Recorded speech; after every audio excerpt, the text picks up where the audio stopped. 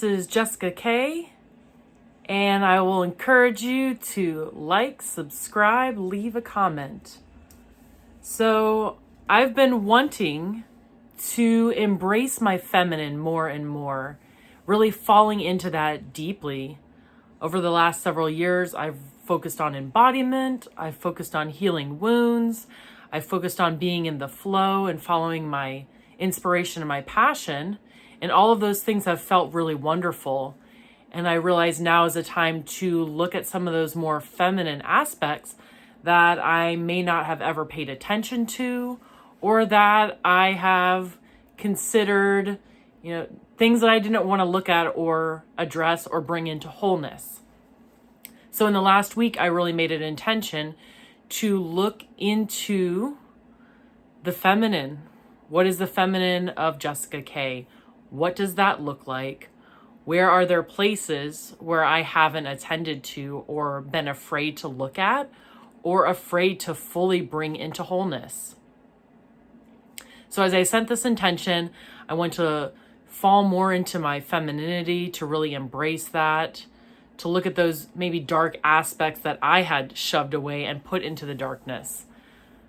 One of the things that came up was the side of the feminine that holds my brokenness, that nurtures me when I feel broken. And in order to meet and greet her, it means that I have to see the brokenness of my own soul and my being that she is holding space for.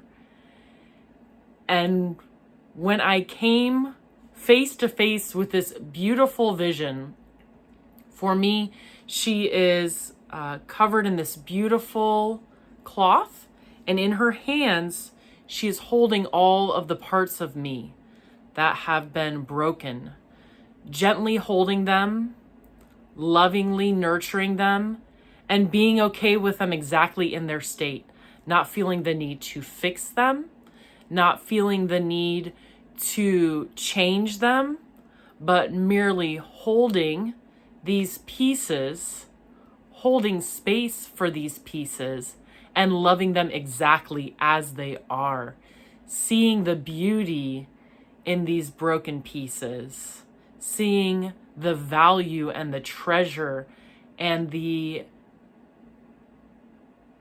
importance of these pieces, holding them, nurturing them, and loving them just with this strong, caring, and beautiful presence. So I feel like I went through this dark forest and happened upon the most beautiful scene of her sitting there holding these pieces. And it took my breath away.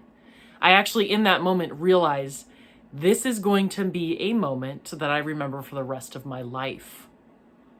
I have done so much soul work, so much parts work, so much seeking out the parts of me that I had exiled, that I was afraid to speak to, that have been traumatized and tortured and all of that, that I never realized that there were still amazing, powerful parts that I had not even come into contact with. And it allows me to see the value in bringing in those exiles. If I wouldn't have worked with my broken parts and my broken pieces, I would not have been able to see past that brokenness into the glory and majesty and certainty and full nurturing, mothering vibration coming from this aspect of myself. Sitting there unmoved by anything around her, unmoved by what she was holding, other than being moved to love and gentleness and grace. And when I saw her, I felt her come back home to me. It was like she was saying, I've been here all along. Thank you so much for finding me. Allow me to help you in a more direct way. Because indirectly, she's always been there, holding me, helping me, nurturing me, caring for me. And now I feel her presence. So now that I came contact with her energy, now I feel her presence showing up and available. So since I had this realization, this interaction with her, I've had a few instances where in the past I would be triggered and my lone soldier would come out and want to fight a battle and create chaos. And instead, I felt the information come in that would have been triggering. And then I felt my being shift and calling in that energy of that nurturing mother that holds all the broken pieces in gentleness and love. I felt that energy flood my whole being. And I have never felt so held, so nurtured, so taken care of in a moment in my entire life. It was so transformative. And I was able to just sit there and not feeling the need to respond, not feeling the need to say anything. All I wanted to do was sit there and feel 100% completely nurtured by this beautiful aspect of me, knowing that everything is going to be okay. There are no longer battles to fight. And those broken, wounded pieces of me could be held and healed. That it didn't matter what external influences or energies that came in to disturb my peace. She had me. She had me in her arms. And nothing was going to stop her gentle, loving energy that she was sending to me. And when I realized that I was being held on such a deep level, there was no need to respond. There was no need to react. That trauma was being healed.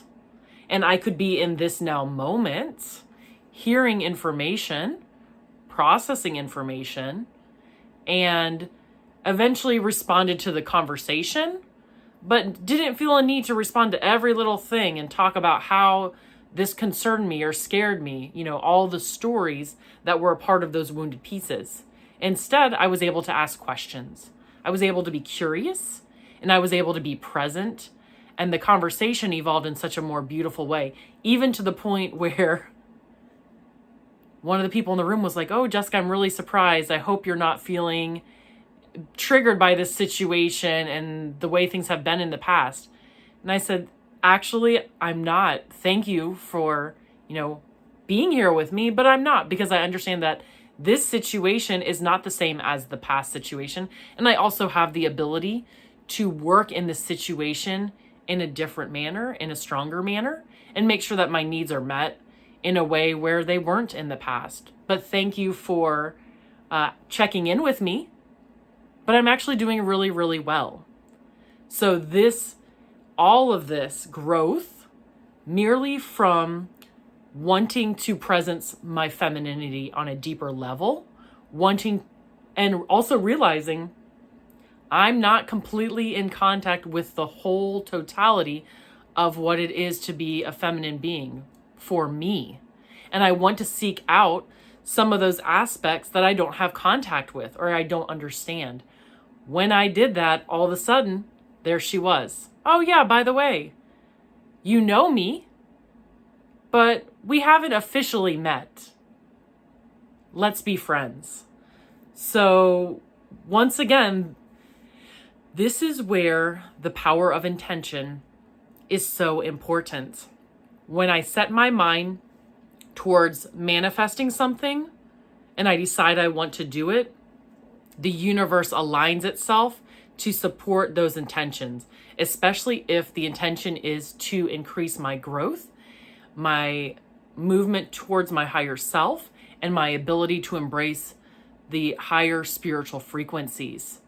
So setting that intention of connecting to the divine feminine aspects, to more of those divine feminine aspects in my embodiment, allowed that door to open up, allowed more support from inside of myself to show up.